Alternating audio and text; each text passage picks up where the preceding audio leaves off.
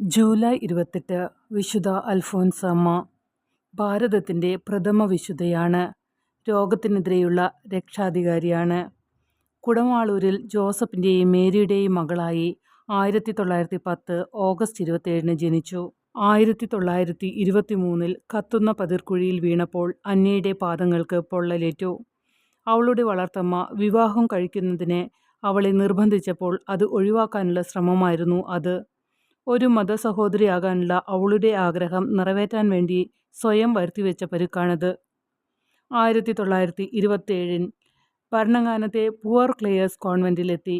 1928 August 2 Alphonsa എന്ന പേര് സ്വീകരിച്ചു.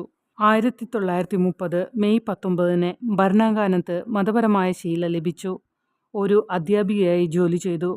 പലപ്പോഴും രോഗിയായതിനാൽ പഠിപ്പിക്കാൻ സാധിച്ചില്ല. 1939 ജൂൺ 14 വിശുദ്ധ അൽഫോൻസ ന്യൂമോണിയയുടെ ഗുരുതരമായ ആക്രമണത്തിൽ രോഗബാധിതയായി. 1946 ജൂലൈ 28 35-ാം വയസ്സിൽ അന്തരിച്ചു. 1985 ജൂലൈ 9 വണക്കപ്പെട്ട സിസ്റ്റർ അൽഫോൻസ് എന്നറിയപ്പെട്ടു. 1986 ഫെബ്രുവരി 8 ജോൺ പോൾ രണ്ടാമൻ മാർപ്പാപ്പ വാഴ്ത്തപ്പെട്ടവളായി പ്രഖ്യാപിച്ചു. 2008 ഒക്ടോബർ 12 ബെനഡിക്ട് 16-ാം മാർപ്പാപ്പ അവളെ വിശുദ്ധയാക്കി ഉയർത്തി.